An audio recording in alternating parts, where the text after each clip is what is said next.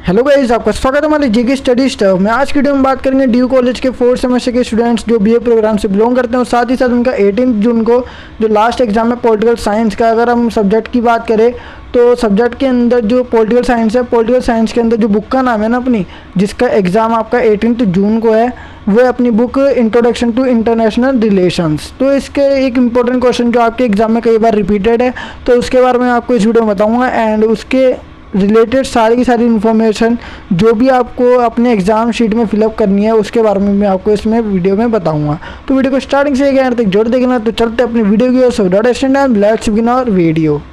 सो guys, अपना जो topic है वो है देतांत। ठीक है, देतांत से रिलेटेड ओनली वन क्वेश्चन जो है, मतलब एक क्वेश्चन आपके एग्जाम में आता है। ठीक है, देतांत क्या है, और साथ ही साथ इसमें इंक्लूडेड एक और क्वेश्चन है, देतांत के उदय और उसके पतन के कारण बताइए। ठीक है, या फिर देतांत के कारण बताइए। सिंपल सी बात है, आपको जैसा मैंने यहाँ इस नोट्स में बताऊंगा वैसे ही आपको एज इट इज़ फिलअप कर देना है एंड जो मैं आपको बताऊंगा उसे आपको ध्यान से सुनना है। ठीक है, ताकि अपनी जो वर्ड्स हैं वो और कलेक्टिव हो और अपना जो आंसर है वो और स्ट्रॉन्ग या फिर लेंथी हो जाए। ठीक है, तो मैं बिल्कुल बेसिक वर्ड्स में आपको इस वीडियो में मैं आपको देतांत के बारे में पूरी इन्फॉर्मेशन बताऊंगा। तो देखो, देतांत जो है ना, पॉलिटिकल साइंस में हम रिलेट करेंगे उसे शीत युद्ध से। ठीक है, शीत युद्ध जिसे हम कोल्ड वॉर भी कहते हैं। कोल्ड वॉर के बारे में मैंने आपको पिछली वीडियो में बताया था, जो हमने 2 वीडियोस कवर की थी शीत युद्ध से रिलेटेड। अगर आपने वीडियोस नहीं देखी है तो ऊपर आपको आई बटन दे रखा है, वहाँ पे क्लिक करके आप वीडियो के प्लेलिस्ट को ओपन करके वीडियो को देख सकते हैं। तो देखते हैं देतांत। देतांत जो है उसको हम रिलेट करेंगे शीत युद्ध से। अब शीत युद्ध के अंदर हम देतांत का मतलब क्या कह सकते हैं, तो देखो, देतांत केवल इतना सी बात मान लो कि ये क्या करता है, जो भी युद्ध होते हैं या फिर जो भी संघर्ष चल रहे होते हैं या जो भी तनाव होते हैं या फिर हमारी लैंग्वेज में बात करें लड़ाई झगड़े जो भी होते हैं ना, उनको क्या करना, कम करना। ठीक है, सपोज़ अगर किसी 2 घरों में लड़ाई हो रही है, पड़ोसियों में लड़ाई हो रही है, तो उस लड़ाई को बढ़ाकर नहीं, हमें उसे क्या करना है, सॉल्व करना है या फिर उसे कम करना। ये क्या कहलाएगा, देतांत। ताकि कुछ समय के लिए या फिर हमेशा के लिए वो लड़ाई क्या हो जाए, रुक जाए या फिर कम हो जाए, तो इसको हम क्या बोलेंगे, देतांत। ठीक है, तो शीत युद्ध क्या हुआ था, बहुत लंबे समय तक चला था, जैसे कि आपको पता ही है 45 ईयर्स तक वो चला था शीत युद्ध। ठीक है, जिसे हम कोल्ड वॉर भी कहते हैं या कूटनीतिक युद्ध भी कहते हैं। तो वो बहुत सालों तक चला था। तो ऐसा क्या हुआ था उसमें कि मतलब कि शीत युद्ध में ना अमेरिका एक तरफ था और सोवियत संघ एक तरफ था, तो उन दोनों के बीच में संघर्ष ना बढ़े इसके लिए कौन सी स्थिति थी, देतांत की स्थिति थी। मतलब कि जिसे हम बोल सकते हैं तनाव में शिथिलता। ठीक है, अब देखते हैं इसके बारे में थोड़ी बेसिक इन्फॉर्मेशन। इतनी सी मैंने आपको बता दिया। देतांत का मतलब होता है तनाव को कम करना या लड़ाई झगड़ों को कम करना। ठीक है, तो देखते हैं देतांत। देतांत फ्रेंच भाषा का एक शब्द है। ठीक है, जिसका अर्थ होता है तनाव में शिथिलता, मतलब कि तनाव में कमी करना या उसको थोड़ी समय के लिए रोक देना या हमेशा के लिए रोक देना। ठीक है, ताकि लड़ाई झगड़े का जो माहौल है वो ना हो और साथ ही साथ हिंसा ना हो, बल्कि क्या हो, अहिंसा हो। ठीक है, अब देखते हैं आगे। अंतर्राष्ट्रीय संबंधों में इसका प्रयोग यूएसए और यूएसएसआर, यूएसए जिसे हम बोलते हैं अमेरिका, यूएसएसआर जिसे हम बोलते हैं सोवियत संघ के बीच दूसरे विश्व युद्ध के बाद क्या हुआ था, शीत युद्ध हुआ था। तो उसके बाद दूसरे विश्व युद्ध में तो ये दोस्त थे, यूएसए और यूएसएसआर, मतलब अमेरिका और सोवियत संघ दोस्त थे दूसरे विश्व युद्ध में। तो उसके बाद उनमें तनाव आने लगा था, वो भी कई सारे कारण थे जो मैंने आपको पिछली वीडियो में बताया था। तनाव में कमी और उनमें बढ़ने वाली सहयोग और शांतिपूर्ण सहस्थितियों की भावना के लिए किया जाता है। मतलब कि अंतर्राष्ट्रीय संबंधों में जो देतांत है ना, उसका प्रयोग यूएसए और सोवियत संघ, अमेरिका और सोवियत संघ के बीच जो दूसरे विश्व युद्ध के बाद जो भी तनाव रहा है ना, उस तनाव को कम करने के लिए और साथ ही साथ उनको अप्रिसिएट करने के लिए या फिर उनमें शांति स्थापित करने की भावना के लिए देतांत का प्रयोग किया जाता है अंतर्राष्ट्रीय लेवल पर या अंतर्राष्ट्रीय इंटरनेशनल रिलेशन में। ठीक है, तो ये देतांत के बारे में थोड़ी सी इन्फॉर्मेशन। आई होप आपको इतना समझ आ गया होगा। ठीक है, अब देखते हैं अपन देतांत के बाद देतांत के क्या कारण होते हैं या फिर देतांत किन स्थितियों में लागू होता है या फिर वो कैसे हुआ था। पहली बात है आर्थिक विकास। इसमें सारा का सारा हम किससे रिलेट करेंगे, देतांत को, शीत युद्ध से। आर्थिक विकास, तो देखो, क्यूबा मिसाइल संकट ने दोनों देशों को सबक दिया था। अब आपको मैं बता देता हूँ क्यूबा मिसाइल संकट क्या होता है। तो जब आप एग्जाम शीट में जब लिखोगे ना देतांत के कारण आर्थिक विकास, जो पहला पॉइंट है उसमें क्यूबा मिसाइल संकट है, तो क्यूबा मिसाइल संकट का आप अलग से टॉपिक बता देना, ठीक है, उसको बना के लिख कर आना है। अब मैं इसकी एक्सप्लेनेशन आपको बताता हूँ। क्यूबा मिसाइल संकट जो था वो 1962 में हुआ था, ठीक है, और ये किसके बीच में हुआ था, ये संकट बना था अपने अमेरिका और सोवियत संघ के बीच में। सोवियत संघ ने क्या करा था, अमेरिका के पास एक टापू है, अमेरिका जहाँ पर देश है ना उसके बगल में या उसके आगे पीछे एक टापू है जिसका नाम है क्यूबा, ठीक है। तो सोवियत संघ ने क्या करा, सोवियत संघ और अमेरिका के बीच में शीत युद्ध तो चल ही रहा था, ठीक है, महाशक्ति को लेकर कि मैं महाशक्ति बनूंगा, अमेरिका कह रहा था, सोवियत संघ कह रहा था मैं महाशक्ति बनूंगा, लेकिन दोनों तो बन नहीं सकते। तो उन्होंने क्या करा, एक दूसरे को ख़त्म करने की कोशिश की। सोवियत संघ अमेरिका पर अटैक कर रहा था और अमेरिका सोवियत संघ पर, लेकिन किसी ना किसी वजह से वो अटैक रुक जाता था। तो उनमें से एक अटैक है क्यूबा मिसाइल संकट वाला, ठीक है। तो अमेरिका के पास एक टापू है जिसका नाम है क्यूबा, ठीक है। तो क्या हुआ था कि सोवियत संघ ने अपने सेना के थ्रू क्यूबा पर क्या कर दी थी, मिसाइलें तैनात करने की कोशिश की थी, ठीक है, मिसाइलें जो थी ना वो तैनात करने की कोशिश की। तो क्या हुआ, ये बात जब किसको पता लगी, अमेरिका के राष्ट्रपति जिसका नाम है जॉन एफ कैनेडी, ठीक है। और उस समय जॉन एफ कैनेडी कौन थे, अमेरिका के राष्ट्रपति या प्रेसिडेंट थे। तो ये बात जब उनको पता लगी तो सोवियत संघ जो थे ना वो तैनात करने के लिए कहाँ पे आ रहा था, क्यूबा पर आ रहा था अमेरिका के पास, ठीक है, वो भी समुद्री जहाज़ों से। तो क्या हुआ, जैसी पता चली तो फिर अमेरिका ने भी क्या करा, अपनी जंगी भेड़े, मतलब कि सेना, बहुत सारी सेना है अमेरिका की, तो हम उसे जंगी भेड़े के नाम से भी जानते हैं। तो अमेरिका ने अपनी जंगी भेड़े समुद्री जहाज़ के थ्रू सोवियत संघ की तरफ भेजनी चाहिए। तो सोवियत संघ ने जैसे ही जंगी भेड़ों को देखा, मतलब कि अमेरिका के सैनिक जहाज़ों को देखा, तो सोवियत संघ ने अपनी दिशा बदल ली और वापस वो कहाँ चले गए, अपने सोवियत संघ की ओर निकल पड़े। तो अमेरिका ने भी अपने जो जहाज़ है उनकी गति को वापस रोक कर वापस वो भी चले गए। अगर वो आपस में टकरा जाते तो युद्ध हो सकता था, लेकिन दोनों ने अपनी दिशा क्या कर ली थी, बदल ली थी, क्योंकि वो दोनों ही जानते थे अगर वो युद्ध करेंगे तो वो एक परमाणु युद्ध होगा जिसमें दोनों देशों को क्या होगी, हानि होगी। तो इसलिए ना क्यूबा मिसाइल संकट जो बहुत बड़ा युद्ध, मतलब कि शीत युद्ध को तीसरा विश्व युद्ध बना सकता था, तो वो एक तरीके से टल गया। इसी कारण क्यूबा मिसाइल संकट जो था अपना टल गया था, ठीक है। तो आप ऐसी एक्सप्लेनेशन हमें, मतलब कि ये एग्ज़ाम में दे सकते हो, ठीक है, एग्जाम शीट में करके। तो क्यूबा मिसाइल संकट के दौरान क्या हुआ था कि देतांत की स्थिति बन गई थी। क्यों, क्योंकि इसमें तनाव बढ़ने की आशंका नहीं थी, तनाव कम हो गया था, ठीक है, ज़्यादातर तनाव कम हो गया था, क्योंकि क्या हुआ था, दोनों ने अपनी स्थिति बदल ली थी। सोवियत संघ अपनी ओर चला गया और अमेरिका अपने जहाज़ों की गति उसने भी बदल ली थी। तो इसमें क्या हुआ, युद्ध नहीं हुआ और तनाव क्या हो गया था, कम।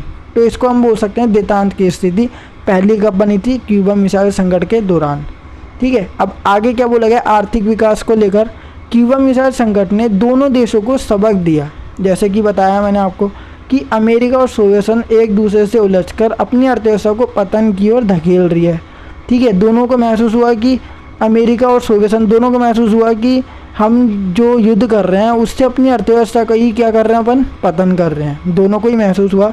सोवियत संघ ने इस बात को समझते हुए अपने आर्थिक विकास की ज़रूरतों को पूरा करने के लिए शांतिपूर्ण सहअस्तित्व की नीति पर जोर दिया। मतलब कि सोवियत संघ ने जब इस बात पर जोर दिया कि अगर मैं युद्ध करूँगा तो मेरी अर्थव्यवस्था खराब हो जाएगी, तो उसने क्या करा, शांति से काम करा और शांति के सहअस्तित्व की नीति पर जोर दिया और उसको अपना लिया कि मेरे को युद्ध नहीं करना, ना मेरे को तनाव करना है, ठीक है, मेरे को क्या चाहिए, शांति। और अगर मैं शांति को अपना कर रखूँगा तभी मेरे देश का या फिर जो मेरे ग्रुप है सभी के सभी 15 देश, उनका क्या हो सकेगा, आर्थिक विकास। और सेम बात यही किसने मान रखी थी, अमेरिका ने भी, ठीक है। अब दूसरी बात करते हैं परमाणु युद्ध का भय, मतलब कि परमाणु युद्ध का डर। दोनों को डर था क्योंकि दोनों के पास ही क्या थे, परमाणु हथियार थे। अमेरिका के पास 1945 में बन गए थे और 1948 में सोवियत संघ ने बना लिए थे परमाणु हथियार। तो परमाणु हथियार या फिर परमाणु युद्ध दोनों को ही डर लग रहा था, क्योंकि अगर वो अटैक करेंगे तो ये कोई नॉर्मल सा युद्ध नहीं होगा, परमाणु युद्ध होगा, क्योंकि दोनों के पास क्या है, ख़त्म करने के लिए एक दूसरे देशों को परमाणु हथियार, ठीक है। तो परमाणु अस्त्र मतलब कि परमाणु हथियार ने भयानकता के साथ दोनों महाशक्ति को बता दिया था कि ये युद्ध भयंकर परिणाम वाले होंगे, क्योंकि इसमें दोनों को हानि नहीं होगी बल्कि पूरे वर्ल्ड को भी हो सकती है, या फिर आसपास के जो देश है ना अमेरिका के और सोवियत संघ के, उनको भी हो सकती है, ठीक है। क्योंकि परमाणु युद्ध का असर केवल उस देश में नहीं होता, बहुत देशों में फैलने को मिलता है। और दोनों देशों को जान माल को काफ़ी ज़्यादा नष्ट कर देंगे। ठीक है, मतलब जान माल की हानि होगी उनको, या फिर जान भी जा सकती है कई सारे लोगों की। इसलिए भय या फिर डर के कारण दोनों महाशक्ति शांति की दिशा की पहल करने लगी। मतलब कि दोनों देशों ने समझा कि हमें परमाणु युद्ध नहीं करना, हमें क्या चाहिए अब, शांति। तो इस तरह हम कह सकते हैं कि तनाव की स्थिति दूसरी बार भी मतलब कि बन गई, या तनाव की स्थिति बन गई, तो हम इसे बोलते हैं तनाव में शिथिलता या फिर देतांत की स्थिति। ठीक है, तीसरी बात आती है अपनी कच्चे माल की ज़रूरत। ठीक है, देखो अभी तक हमने जो 2 पॉइंट पढ़े ना देतांत के कारण, ठीक है, उन दोनों से हमें पता चलता है कि वो अपने देश को ना ग्रो करना चाहती है, और अपने देश को बढ़ाने के लिए उन्होंने क्या करा, देतांत की स्थिति को अपनाया, या देतांत या फिर तनाव में शिथिलता की जो स्थिति है ना देतांत, उसको अपनाया है। तो तीसरे पॉइंट में भी इसी से रिलेटेड कुछ बात है, कच्चे माल की ज़रूरत।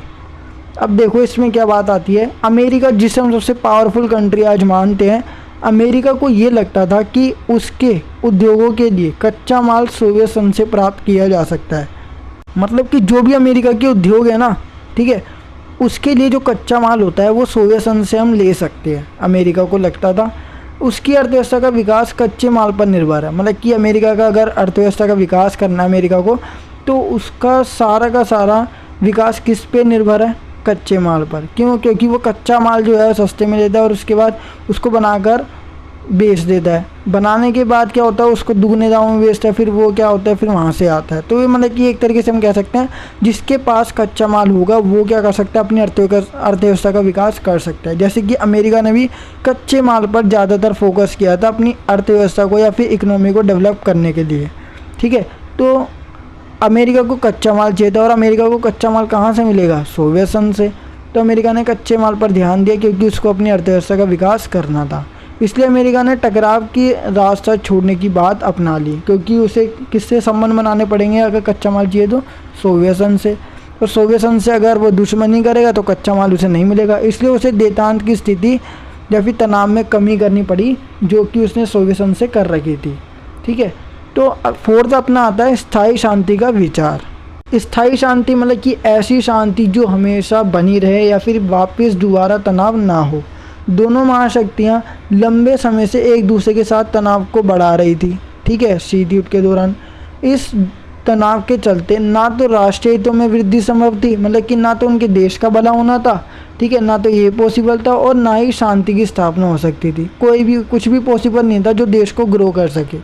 ठीक है, उनकी कंट्री को ग्रो करने के लिए अगर वो युद्ध करते तो उनकी कंट्री को किसी प्रकार की ग्रोथ नहीं मिलती। ठीक है, ना तो उनको राष्ट्रीय हित मतलब कि ना तो उनके देश का भला होता और ना ही उनके देश में शांति की स्थापना होती। शांति के बिना, अगर शांति की स्थापना नहीं होगी तो शांति के बिना आर्थिक विकास संभव नहीं था। इसलिए दोनों महाशक्तियों ने आपस के भेदभाव को भुलाकर या भूलकर सहयोग का रास्ता अपनाने को सहमत हो गए। ठीक है, दोनों ने क्या करा, सहयोग का रास्ता अपनाया कि मैं तुम्हारे को अप्रिशिएट करूँगा, तुम मेरे को अप्रिशिएट करना। ठीक है, दोनों क्या करेंगे, साथ साथ रहेंगे। तो ये क्या है, देतांत की स्थिति बनाकर रखी थी। लेकिन फिर भी क्या हुआ था, शीत युद्ध के दौरान या फिर जब शीत युद्ध खत्म हुआ था तो सोवियत संघ का विघटन हो गया था। मतलब कि सोवियत संघ के जो 15 देश थे ना, वो क्या हो गए थे, अलग अलग हो गए थे। ठीक है, 15 देशों ने पहले जो ग्रुप में रहते थे ना, एक तरीके से सब ग्रुप से क्या हो गए थे, एक एक करके लेफ्ट हो गए थे। ठीक है, ग्रुप से सब लेफ्ट हो गए, तो सोवियत संघ क्या हो गया, अब टूट गया। अब उन्होंने क्या कर लिया, विघटन होने के बाद जो 15 देश एक कहलाते थे सोवियत संघ, अब वो अलग अलग हो गए, तो उन्होंने एक नए देश बना लिया।